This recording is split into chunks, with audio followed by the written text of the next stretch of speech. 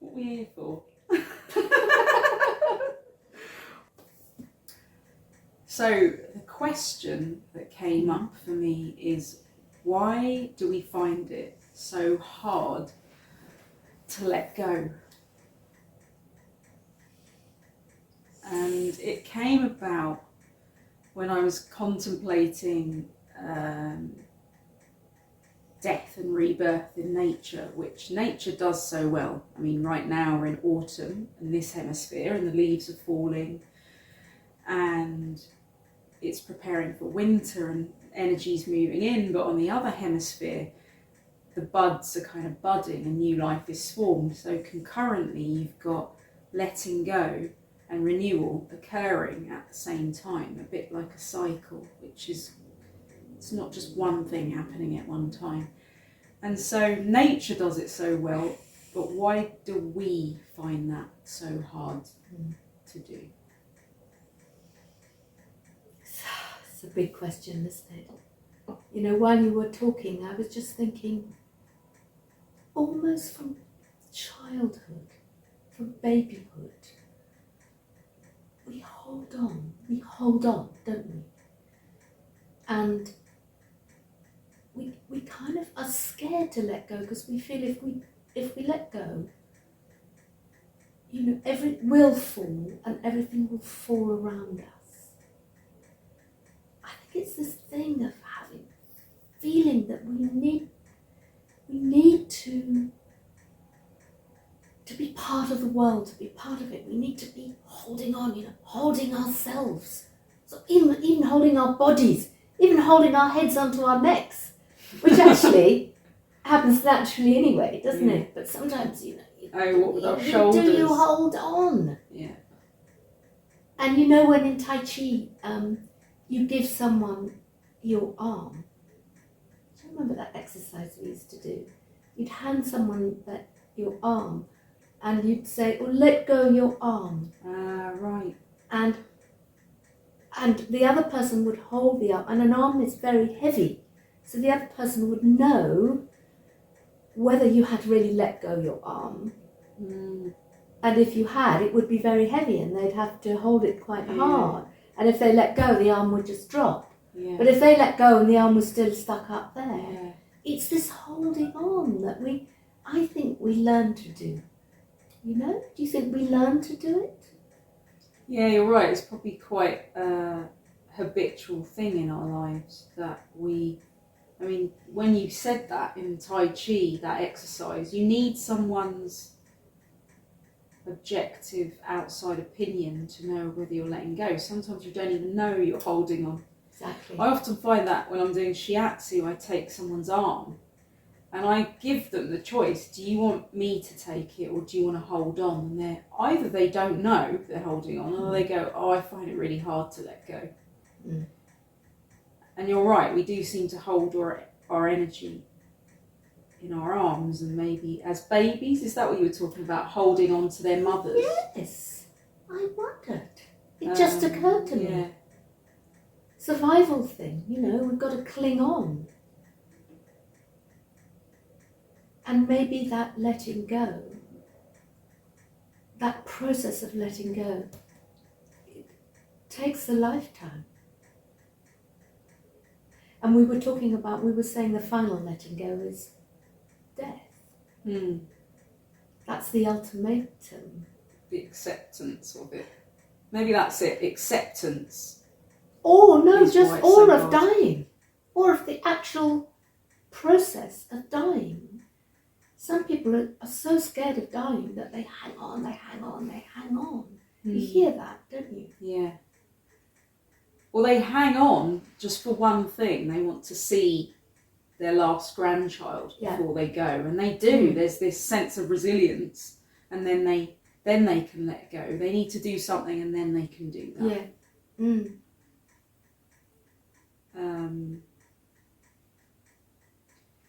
But yeah, I was also contemplating the process of why letting go is so hard.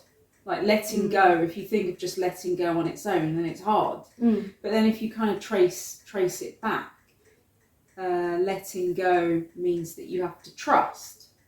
because then if you trust, then it brings up anxieties of the unknown, and the unknown means you're not in control.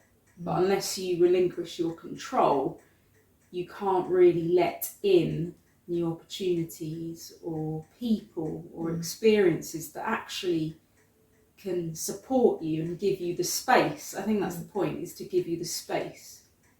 But sometimes you're afraid of that space because you're comfortably holding on. Yeah. And maybe actually going back to what you were saying about we're taught as babies we hold on, you know, that as long as we know that we've got support, that support is there, then maybe we can let go. And where do you find that support? Well, if, you know, the initial connection is always going to be with your mother because of the umbilical cord, that's your first connection, and then it's cut. As long as you're reassured, you know, going back to baby, as long as you're reassured that someone is there, that you can let go. And maybe as an adult, if you can feel that you're not alone, that you maybe can let go. But then, but the support, the support is all sorts of things for people, isn't it? It could be mostly, or quite often, it's faith or religion or a spiritual journey. But it could also be sort of relationships, you know, you're a loving partner or something, or it could be your family, or it could be your work. All those things that we build up for ourselves, which are what you're saying, are our support. But actually, you have to in order to let go, you have to let the support go. Right. Otherwise, you're still holding on.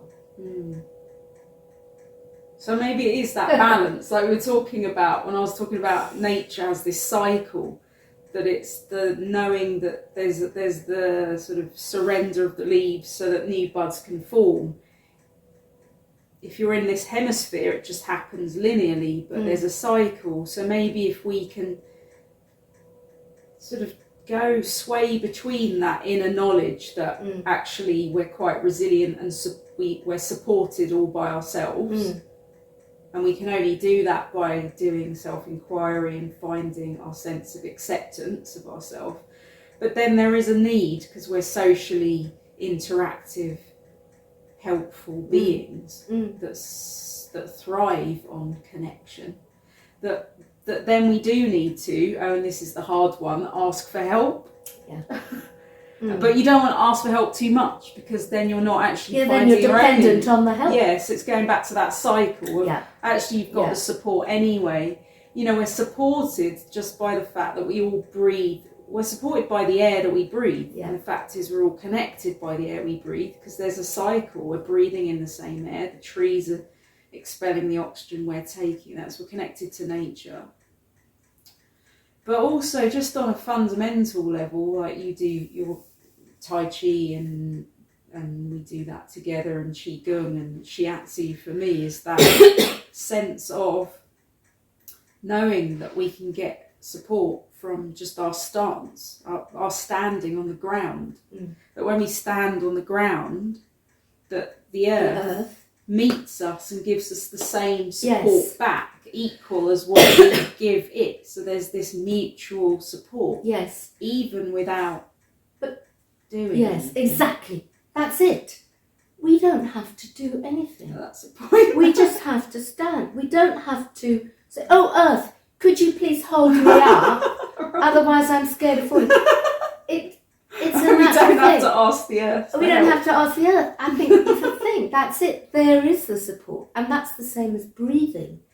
We don't breathe. We breathe without thinking about it.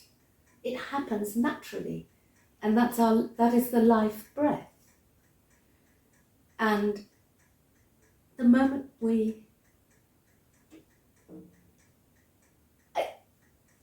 and it's going back to something else you said, which actually I think is the key to it all, probably, is the word trust. You know, we trust the earth to hold us. We don't as I said, we don't have to ask it. we trust our lungs, if we're healthy and well, Yeah. to breathe for us. We don't have to get up in the morning and say, okay, lungs, get going now. Yeah. So if we took that one step further, you know, and we, maybe this, I think you put your finger on it, you know, this, the way to let go is to trust. And then some people would say, I know too, our Tai Chi teacher would say, would be to trust in the universe, that all will be well if we let go. Or, I mean, being a bit sort of ironic is let go of the need to let go. Yeah, that's the next step, isn't it? That's like the we next don't step. need, because letting go is an action. But like Yes. you've just said, trust is almost going that. It's just that, which is giving and receiving. It's kind of allowing, I think. Trust is allowing. If we forget that trust is sort of disassociate that trust means what I said before, that you have anxieties of the unknown. Don't take it the step after that. Yeah. Just go, let's just be. Like you said, you don't need to do anything. Yeah. So you need to be in that state of that you have already let go. You're in that state when you have already let go, so that you don't need to let go. That's it. Yeah. But how do you get to that state? You can't get to that state Yeah. unless you've done the work or the practice or the journey. And this is what life is. Yeah. And this is this whole thing about the end of T.S. Eliot. You know, we shall not, we should, I don't remember the quote, you know, where we start where we began, where we end where we began. Right, yeah. And know the place for the first time. So that our journey, our life is a journey of getting to the beginning. Our journey is getting to that state where we have let go. And that was actually what happened when we were first born, because we were already in a complete state of letting go. Yeah. Yeah, you're right. It's that sort of. But we can't let go unless we've done the work. Yeah. So And you're have the absolutely right. experiences. It's not. So there isn't. Yeah, there's a balance. So there is the no need to do anything, but that doesn't mean you're just apathetic and like, let's just wait for life to happen. Exactly. No. You do need to have a sense of diligence and a sense of honouring yourself and your life force. So what is it I need to do? Well, take time for myself, make space, because in that space there is the no need to do. And in that activity and honouring of yourself, that's when you can give yourself that opportunity for the wisdom to come. Yeah. Because that's the other thing I also thought of, that this trust is something that can be hard for us as humans with emotions and habits and pain from the past and experiences to do. But in parallel to this human part of ourselves, there's this intrinsic, all-knowing, true self that resides, which is there somewhere, whether it's in us or with us. But that, it doesn't even need to trust, it just is. Yeah. So in doing the work, there's that need to there's no need, but there's that trust that being that is us, our true selves, already has the wisdom. It doesn't need to do anything. It's already there. It already exists. So maybe if we allow this part of us, our human side, to unite with that, and that's the trusting, to trust that wisdom that's within us, so that then it can come out. I agree with that. I think also that you have kind of little mini letting goes. It's like a sort of practice for the final let go. Every time something horrible happens to you, or some emotions come up, or events, external difficult events or challenging events, then you go into your fight flight mode, don't you? Holding mode. Which is the holding mode. Yeah. Which is the running away, but also the freezing and Yeah. Right. and the whole body, starts to hold.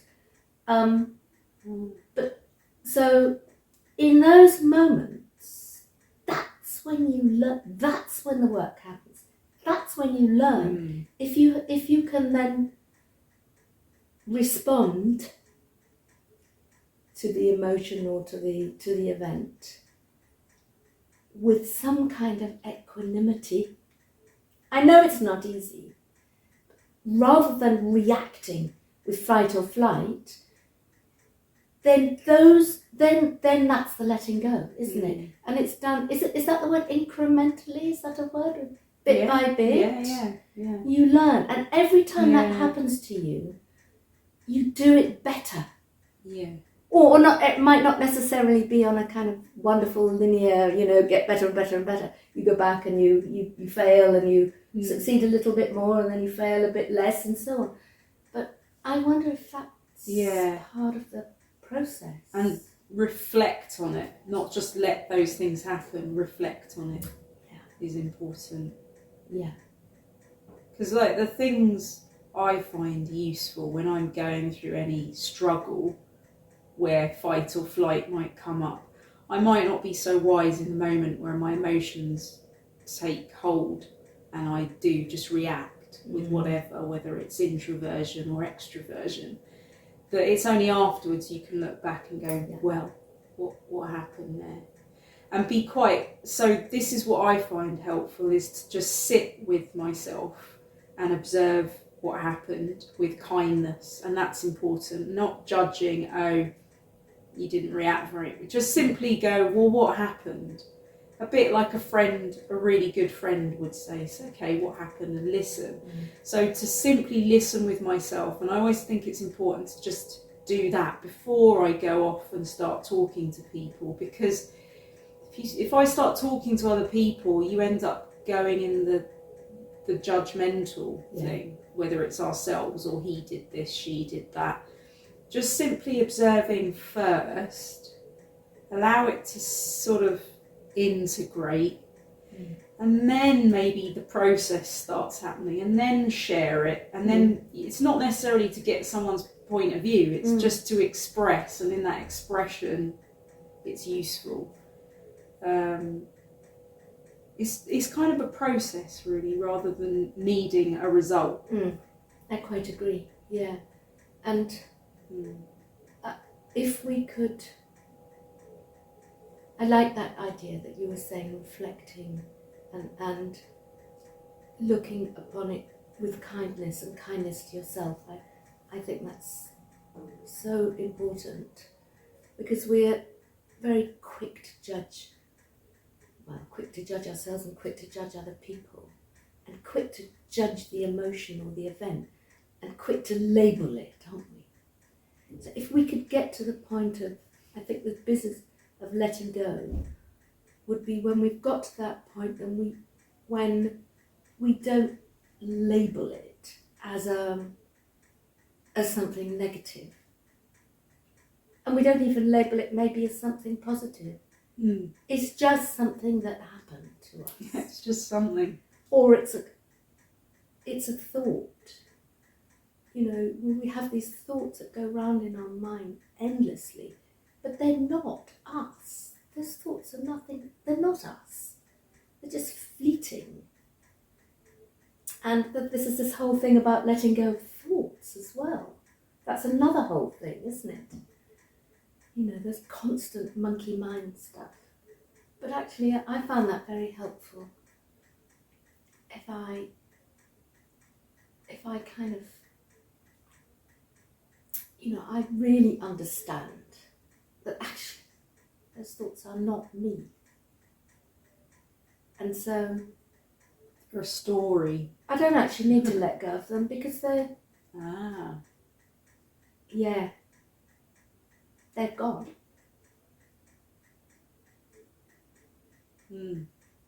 Yeah, understand. I think that's a realization in itself that you've made quite powerfully, that they're not your thoughts, and being able to say that's a step forward anyway. And if we're able to do that, and just to say that these aren't our thoughts, these aren't really our emotions. And going back to that understanding that our true sovereign, and I don't want to use the word master, let's just say our true sovereign, our true nature is the very thing that can simply be and see these emotions play out. You can identify with the emotions and then you've held on to them, or you can just let them go because they're not yours, a bit like leaves on a river. It's not just letting go of thoughts, because actually thoughts are just there, that you can't really stop them.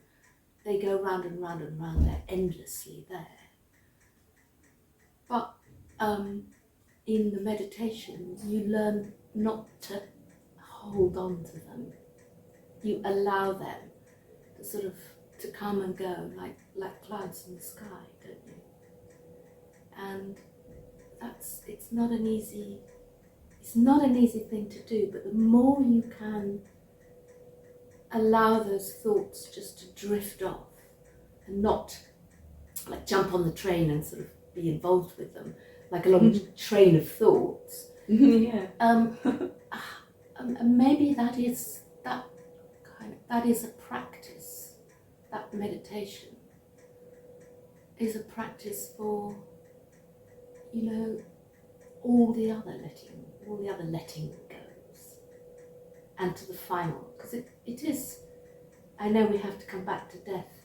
We should end with death, because this is our life is a preparation for death, and our life is a preparation for letting go, because we do have to let go in the end. Maybe that sort of answered the question really, of why do you find it so hard to let go, because maybe we're worried, we're anxious about dying right from the get-go. So maybe we're just spending our lives, maybe consciously or unconsciously, in a state of anxiety about dying, rather than making the most. Well, even making the most implies there's a time limit, rather than really living our life to the full in every single moment. Oh, someone asked a question once and they said, how long can you guarantee your life to be? Do you know, what would your answer be? What's a guaranteed lifespan? You can't guarantee, because you could die tomorrow. Exactly. Well, the answer to the question was, for one breath. And so, you usually, at any given moment, because as you said, you could just die in this moment. Yeah. You've got enough time for one whole breath.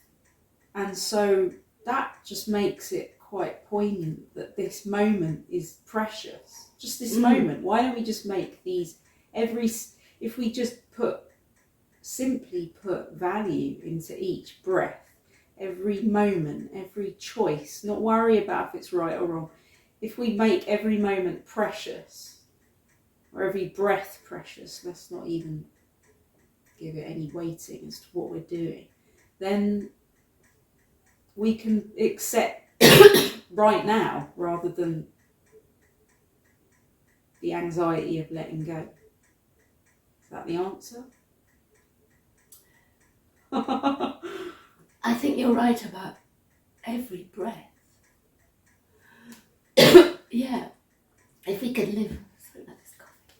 We're talking about breath. I know about the breath. If we lived. I mean, if you if you do think about people who are in hospital now, who have COVID and who are fighting for breath, you know, they are living. Every breath counts, doesn't it? So that comes back to, you know, actually, you know, we do need, and it's not morbid to say this, because this is, you know, one of the truths of life is that we will die. And so, you know, we need to prepare for death, but that means we need to live our life, as exactly as you're saying, we need to live our lives fully, but breath by breath, because, you know, there you go, that's the answer. Is that the answer? That is the answer, you've just nailed it. What is the meaning of life? To live it, breath by breath. La la! Oh, where's the light? We found it. Where did the light? The light's supposed to come at this moment. Moment by moment, breath by. I love that, breath by breath, because now more than ever in this time of coronavirus, you know, the breath and the lungs, and we're so much more aware, I think, aren't we, of friends or family or people suffering and dying, much more than we normally are. Because we normally go through life, a lot of people go through life thinking, oh, I'm immortal, I'll never die. And I've probably been guilty of that myself. Oh, you know, it's not going to happen to me.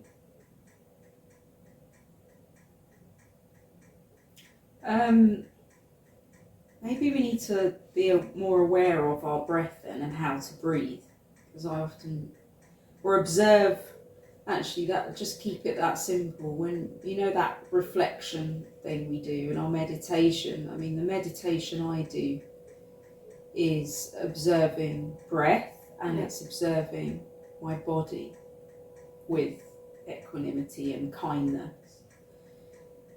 And I've certainly learned to observe my breath, not think there's a right or wrong, but just tune in with the wisdom of my breath, that my breath tells me when I'm anxious or excited. Sometimes my breath does the same thing when I'm anxious or excited.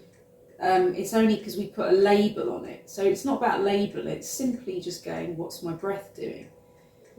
Where do I want my breath to go? And making the breath maybe fuller or slower, and exploring what that does for yourself.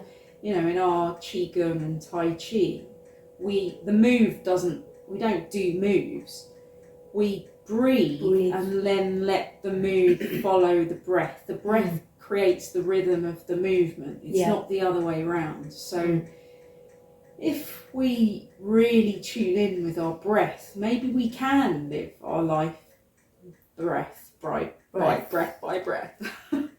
Yes, I think absolutely right, and that's why we do the Qigong. It's not just a pretty, you know, an exotic Chinesey kind of thing that we do, and the sun shining and the green leaves dappling and it all looks beautiful and graceful. No. We do it, but absolutely, as you're right, because there's this feeling of being in our own presence and in the present breath or in the present moment.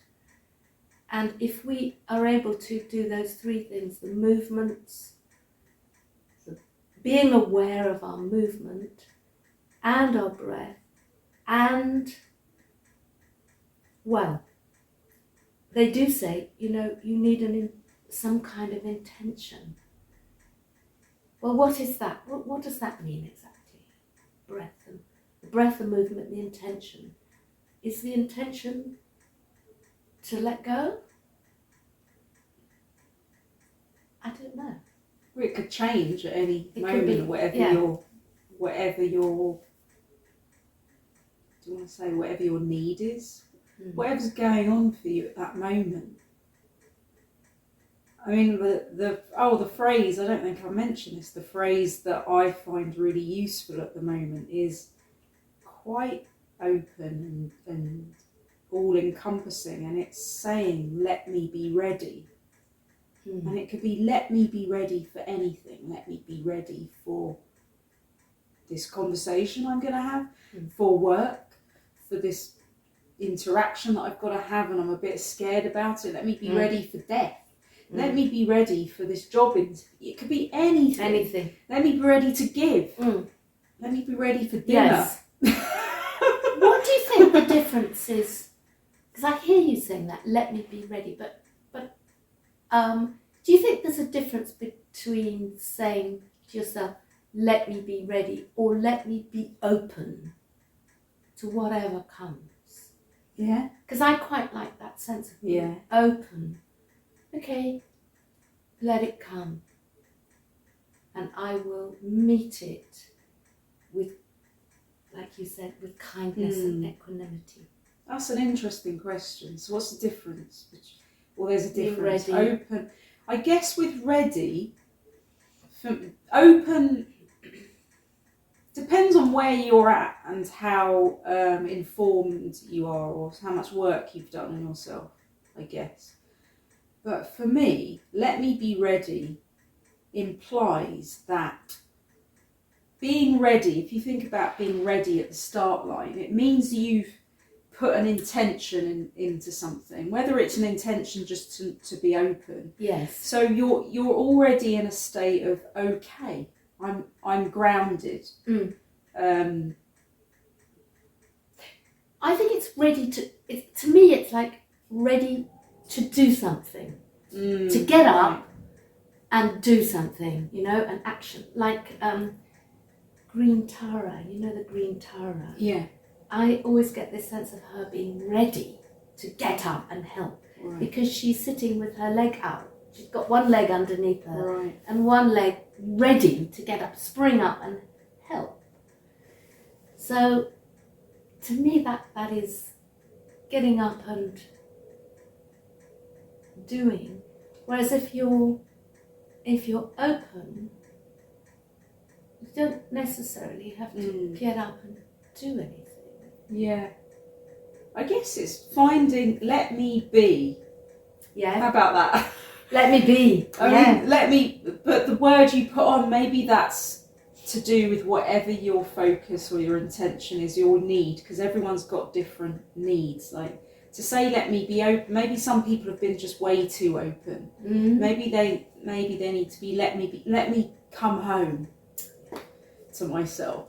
So maybe just put the word that fits for you. Because going to the beginning of the sentence, let me be, is a sense of allowing whatever is to be. Whatever is. So let me. And also the word let can be to let go or let in. So it implies that cycle of what stage are you at this cycle. And so let me be. Maybe simply that. Let me be. But I also like to do it with my hands open. So I'm not just like, let me be. It's sort of this knowing that I'm connected. And I also feel when you actually verbalise your intent or your feeling, just this process of me talking to you is better than if I just was talking to myself while I'm cooking or something. Just you being here listening to what I have to say and me listening to what you have to say allows this flow. So saying to the universe, which I feel intrinsically connected to and then connected to others, is allowing that cycle and flow and connection of allowing the opportunities to come or allowing them to go. My habits. Keeping them. So it is this conflict, I don't know if that's quite the right word, between being and doing, isn't it? That you're talking about. That if we could only trust again,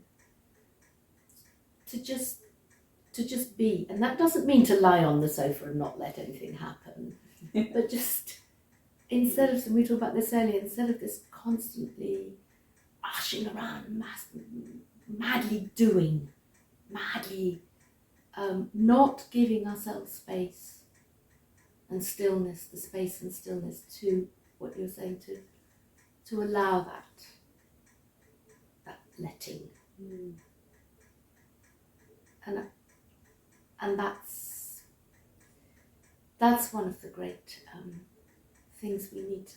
That's something that I struggle with. It's getting better as I get older and approaching, the final letting go and the final death is stopping this endless busyness.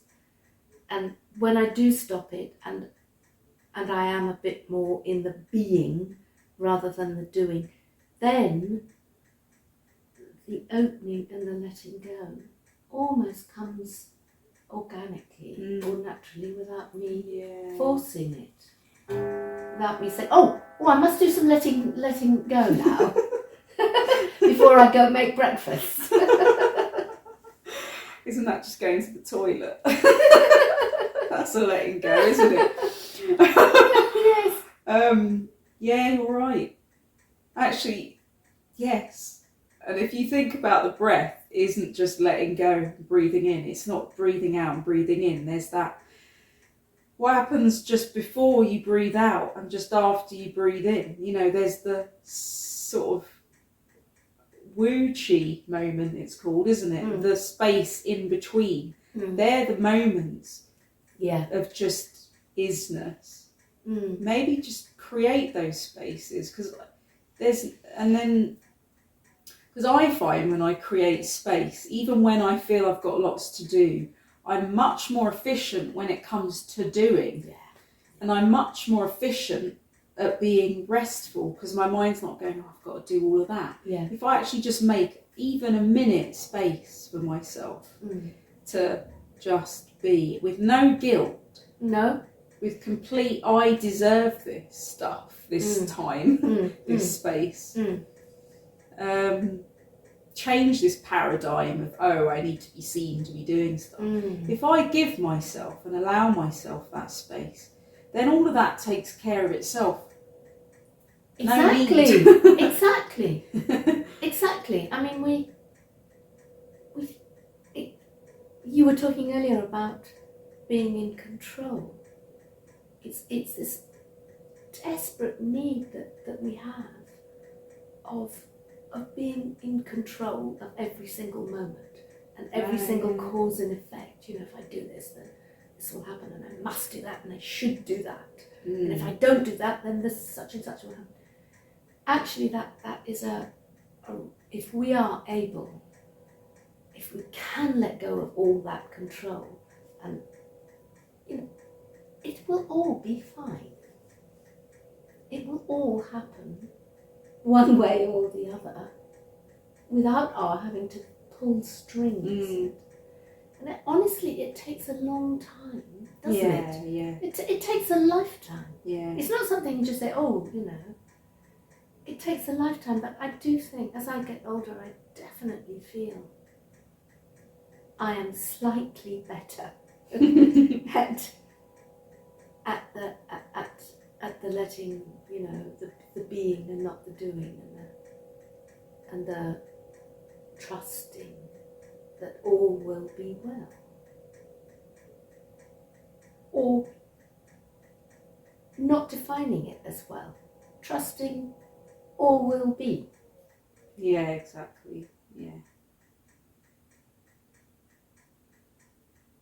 So, to sort of round it up for now, what would you say is sort of some, the most poignant things that you find helpful in all of this, if you were to sort of summarise it? I find that hard to summarise. I do think the most poignant things that you find helpful in all of this, if you were to sort of summarise it. I find that hard to summarise. I do think the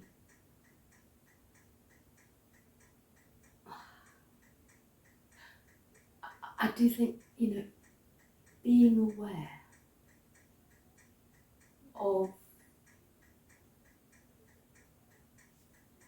of the way your mind works, just to watch it and be aware of how it works, just to watch your habits, just to be aware of your habits, so that you know them. You know the enemy first, to call it the enemy, but you're very familiar and you know it. And when you know it, then you can start to allow a bit of, you can detach yourself a little bit. You can stand back and observe and say, yeah, that's how I behaved last year when this happened. And actually, maybe this time can be different. It'll be different. Not necessarily better or worse, but it'll be different. But I'm a bit more aware of how I react. And I think that's another thing that helps me, is not to react suddenly and with flight or, freeze or flight or fight, but to give myself a bit of space. And you're saying exactly the same thing, aren't you? To breathe, give yourself a bit of space, and not rush in with all guns blazing. Yeah. And that is the process of letting. I think that's the process of bit by bit letting go. Is this sort of self-awareness. Do you think? I feel. Yeah, I agree. Yeah. So awareness. Giving yourself the space to breathe.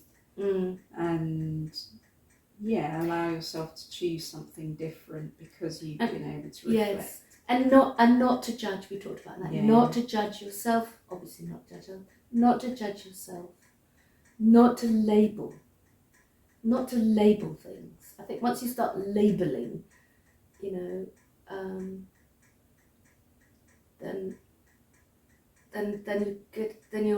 attachment comes. If you don't label it, then you're removed a bit from it. You're not deeply involved in it. So I think there's that, and I do find that very helpful when my thoughts are going crazy in meditation. To just say, my thoughts are going crazy, but they are not me. I don't have to believe in my thoughts. They're not me. I find that helpful. Right, yeah.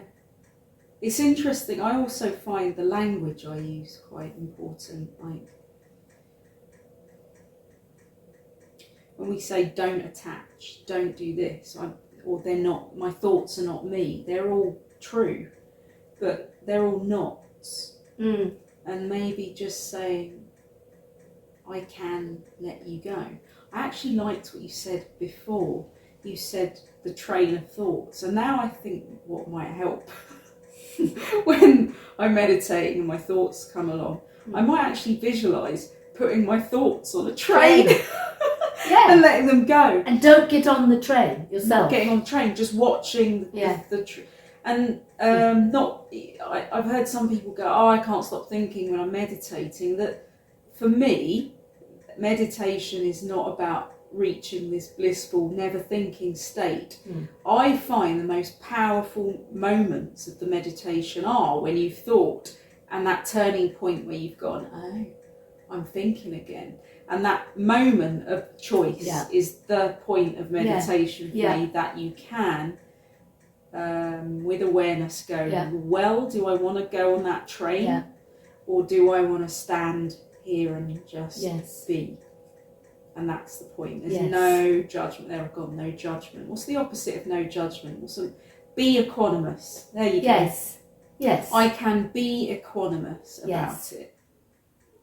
That's meditation. Yeah, and that's why it's breath by breath, because you can have that in a breath, can't you? You can be aware of that in the time it takes to breathe, but that is the 100% total letting go. Even if it's 1 millimetre of a second, it is. you're there, where we Yeah. want to go, Yeah. or where we want to be. Yeah. And then the whole thing starts up again, but then you've got that, Yeah. you know, you can go there. Well, it's not, you know, you can go to that choice, place of being, that state where you have let go. You've got that choice. Yeah, exactly. It's choice, isn't it? And being able to do that is really powerful in itself. And you know what we were saying about living our life breath by breath. Then if we put value in the breath, then you know how you kind of go, oh, you know, I didn't do that yoga pose for as long as I wanted to, or I wasn't there enough for you. We always think we haven't done enough. But if we value a breath, then maybe we can value just the small achievements, which are actually very large and vast. Yeah. Valuing a moment then changes our perception of what is enough. Yeah. We are enough. Yes, we are enough. And in that moment, the whole of the universe is in that moment, isn't it? Yeah. Like a drop of water has got a reflection of the entire Yeah. world in it. Yeah. So the answer is to just drink more tea. And have lovely chats on the sofa. That's all, folks. Great.